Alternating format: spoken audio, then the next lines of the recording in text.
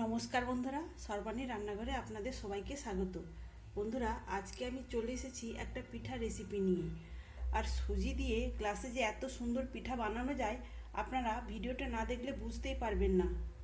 এই পিঠাগুলো দেখতে যেমন সুন্দর হয়েছে, খেতেও দারুণ টেস্টি হবে। আপনারা সন্ধ্যায় টিফিন করার জন্য বা বাচ্চাদের স্কুলের টিফিনে দেওয়ার জন্য এই পিঠা বানিয়ে নিতে পারেন। বানানো খুবই সহজ আর সময়ও লাগে কম। খেতে ভীষণই মজার হয় এই পিঠা। আশা করি বন্ধুরা আজকের এই পিঠা রেসিপি আপনাদের সবারই ভীষণ ভালো লাগবে। তাহলে চলুন আর দেরি না করে মূল রেসিপিতে যাওয়া যাক। আর বন্ধুরা, আপনাদের কাছে একটাই অনুরোধ, ভিডিওটা একটা লাইক দিয়ে সম্পূর্ণ দেখার চেষ্টা করবেন।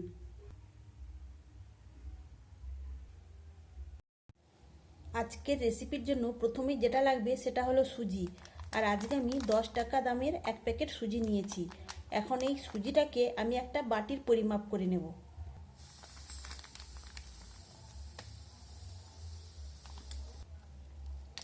আমি সম্পূর্ণ সুজিটা এই বাটির মধ্যে ঢেলে নিয়েছি। আর ওই প্যাকেটের সুজিটা এই বাটির পরিমাপে এক বাটি হয়েছে। এখানে সুজিটা ভীষণ মিহিদানা, তবু আমি মিক্সিতে এটাকে একটু গুঁড়ো করে নেব। আপনারা যে কোনো সুজি নিয়েই বানাতে পারেন রেসিপিটা। সম্পূর্ণ সুজিটাই আমি এই মিক্সিং জারের মধ্যে ঢেলে নেব। আর এই সুজির মধ্যে দিয়ে দেবো এখন 1 চামচ চিনি। এখন এটাকে ঘুরিয়ে একটু মিহি করে নেব। এখানে দেখুন বন্ধুরা, সুজিটাকে আমি এইভাবে গুঁড়ো করে নিয়েছি। এখন এই সুজিটা একটা মিক্সিং বোলের মধ্যে ঢেলে নেব।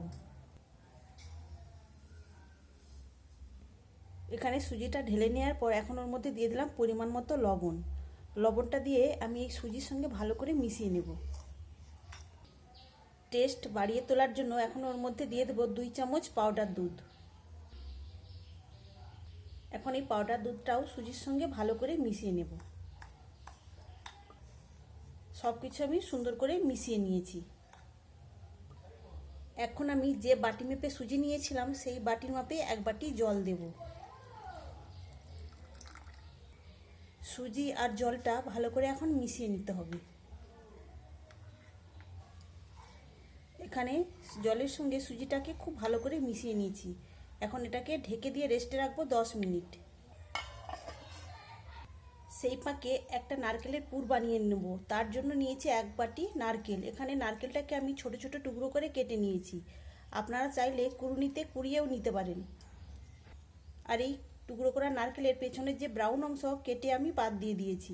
অবশ্যই আপনারা এটাকে কেটে বাদ দেবেন। এখন এই টুকরো করা নারকেলটা মিক্সিতে দিয়ে ঘুরিয়ে আমি এটাকে পেস্ট করে নেব। এখানে দেখুন বন্ধুরা, কুড়ুনি ছাড়াই কত সুন্দরভাবে নারকেলটা কুড়ানো হয়ে গেল মাত্র কয়েক সেকেন্ডে। এখন এই নারকেলটা একটা পাত্রে ঢেলে নেব। এদিকে পুরে দেওয়ার জন্য এখানে নিয়েছি খেজুর গুড়ের পাটালি গুড় 1 বাটি, কড়ার মধ্যে দিয়ে দিলাম। আপনারা যে কোনো গুড় দিয়ে পুরটা বানিয়ে নিতে পারেন। এখন আমি এর মধ্যে দিয়ে দেবো অল্প একটু জল। প্রথমে গুড়টাকে গলিয়ে নিতে হবে। তো খাইনি, এখানে গুড়টা জলের সঙ্গে মিশে গিয়ে ফুটে উঠেছে। এই সময় আমি সেই কুড়িয়ে রাখা নারকেল দিয়ে দেব। এখন নেড়ে চেড়ে ভালো করে পাক দিয়ে নেব। আমরা সন্দেশ বানাতে যেভাবে পাক দিয়ে থাকি সেই মতোই এখানে পুরটা পাক দিয়ে নিতে হবে। এমনভাবে পাক দিয়ে নিতে হবে যেন হাতে মুঠি করা যায়। একটু সময় নিয়ে এখানে পুরটা বানিয়ে নিতে হবে। এই পর্যায়ে অনবরত নাড়াচাড়া করতে হবে, তা নাহলে কিন্তু তোলার দিকটাতে পুড়ে যাবে, তখন পোড়া পোড়া গন্ধ লাগবে, পুরটা খেতে ভালো লাগবে না। তবে গ্যাসের ফ্লেমটাকে মিডিয়ামে রেখে। এই পর্যায়ে আপনারা কিন্তু এলাচের দানাকে গুঁড়ো করে দিতে পারেন। আমি কিন্তু আজকে দেবো না, কেননা আমি এখানে খেজুর গুড়ের পাটালি গুড় দিয়েছি, সেই জন্য আমি আর এলাচের দানা গুঁড়ো করে দিলাম না। এখানে দেখুন বন্ধুরা, নারকেলের পুরটা ঠিক এইভাবে বানিয়ে নিতে হবে। এখন আমি এই নারকেলের পুরটা নামিয়ে নেব। পুরটা নামিয়ে ঠান্ডা করে নিতে হবে ভালোভাবে। এদিকে যে ব্যাটারটা তৈরি করে রেখেছিলাম সেটা 10 মিনিট হয়ে গেছে। এখন এটা দেখে নেব কতটা ঘন হয়েছে। তো দেখুন বন্ধুরা, সুজি জল টেনে নিয়ে অনেকটাই ঘন হয়ে গেছে। এখন সুজিটাকে ভালো করে ফেটিয়ে নিতে হবে। তবে এই পর্যায়ে অল্প একটু জল দেব, খুব বেশি দিলে হবে না। অল্প একটু জল দিয়ে আবারও ভালো করে আমি মিশিয়ে নেব। জল দিয়ে ভালো করে মিশিয়ে নিয়েছি। আর এখানে দেখুন ব্যাটারের ঘনত্বটা ঠিক এই রকম হবে। এখন আমি এর মধ্যে দিয়ে দিলাম অল্প একটু বেকিং সোডা। আর ঠিক যতটা পরিমাণে বেকিং সোডা নিয়েছি তার ডবল নিয়েছি বেকিং পাউডার। এখন অল্প একটু জল দেব। এবার হ্যান্ড উইচের সাহায্যে আমি খুব ভালো করে ফেটিয়ে নেব। তো বন্ধুরা, এই সময় একটু ভালোভাবে সময় নিয়ে ফেটিয়ে নিতে হবে, তাহলে কিন্তু এই ব্যাটারটা অনেকটাই ফ্লাফি হয়ে উঠবে আর হালকা হয়ে যাবে। এইভাবে যত ভালো করে ফেটানো হবে পিঠাটাও তত সুন্দর নরম তুলতুলে হবে। বন্ধুরা, আজকে আমার বানানো পিঠা রেসিপি আপনাদের ভালো লেগে থাকলে অবশ্যই একটা লাইক দেবেন। সেই সঙ্গে যদি নতুন বন্ধুরা এসে থাকেন অবশ্যই আমার চ্যানেলটিকে সাবস্ক্রাইব করে আমার পাশে থাকবেন। এখানে আমি এই ব্যাটারটা প্রায় মিনিট 3-4 সুন্দর করে ফেটিয়ে নিয়েছি। এদিকে পিঠাগুলো সেট করার জন্য এরকম গ্লাস নিয়েছি, আর এই গ্লাসের ভেতরে আমি অফ ক্যামেরায় তেল ব্রাশ করে নিয়েছি।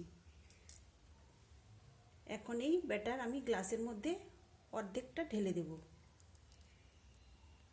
এইভাবে আমি অর্ধেক গ্লাস ব্যাটারটা ঢেলে দিয়েছি। আর এখন এই তৈরি করা নারকেলের পুরটাকে আমি হাতের সাহায্যে একটু লম্বা করে নেব।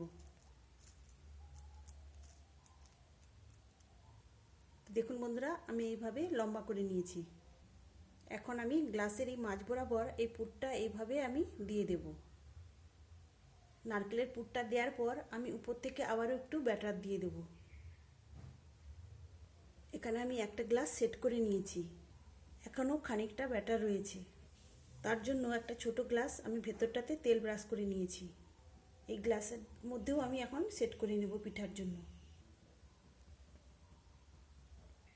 এখানে আমি 2টো গ্লাসে ব্যাটার দিয়ে দিয়েছি। এদিকে পিঠা ভাপিয়ে নেওয়ার জন্য একটা কড়াইয়ের মধ্যে জল দিয়ে দিয়েছি, জলটাও ফুটতে শুরু করেছে। এখন এই ব্যাটারের গ্লাস দুটো আমি মাঝখানে বসিয়ে দেব। গ্লাস দুটো বসিয়ে দিয়েছি, এখন ঢেকে দিয়ে আমি 10 মিনিট এটাকে ভাপিয়ে নেব। তবে ব্যাটারটা দেওয়ার সময় অবশ্যই খেয়াল রাখতে হবে যেন কিছুটা ফাঁকা থাকে, কেননা পিঠাগুলো যখন স্টিম হয়ে যাবে তখন কিন্তু অনেকটাই ফুলে বড় হয়ে যাবে।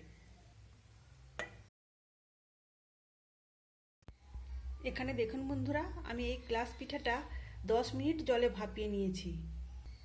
আর এই 10 মিনিটেই দেখুন কত সুন্দরভাবে পিঠাগুলো ফুলে উঠেছে। আমি এখন চেক করে দেখিয়ে দেব পিঠাটা ঠিকঠাকভাবে রেডি হয়েছে কিনা। তো দেখুন বন্ধুরা, এই স্টিকটা একদম পরিষ্কার এসেছে, তো বোঝা যাচ্ছে পিঠাটা খুব সুন্দরভাবে তৈরি হয়ে গেছে। এখন গ্লাস দুটোকে নামিয়ে ঠান্ডা করে নেব। গ্লাস দুটোকে নামিয়ে ঠান্ডা করে নিয়েছি।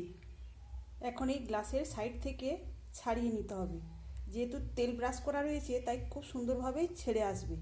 তো এবার একটু ট্যাপ করে নিলেই পিঠাটা খুব সুন্দরভাবে ছেড়ে চলে আসবে। তো দেখুন বন্ধুরা, কত সুন্দরভাবে গ্লাস থেকে পিঠাটা বেরিয়ে এসেছে। আপনারা কিন্তু সন্ধ্যায় টিফিনের জন্য এরকম একটা রেসিপি বানিয়ে নিতে পারেন, খেতে ভীষণই ভালো লাগবে। তাছাড়া আপনারা বাচ্চাদের স্কুলের টিফিনের জন্যও বানিয়ে দিতে পারেন। বাচ্চারা কিন্তু স্কুলের টিফিনে এরকম একটা রেসিপি পেলে ওরা কিন্তু ভীষণ মজা করে খাবে। তো এইভাবে এগুলোকে স্লাইস করে কেটে নিতে হবে।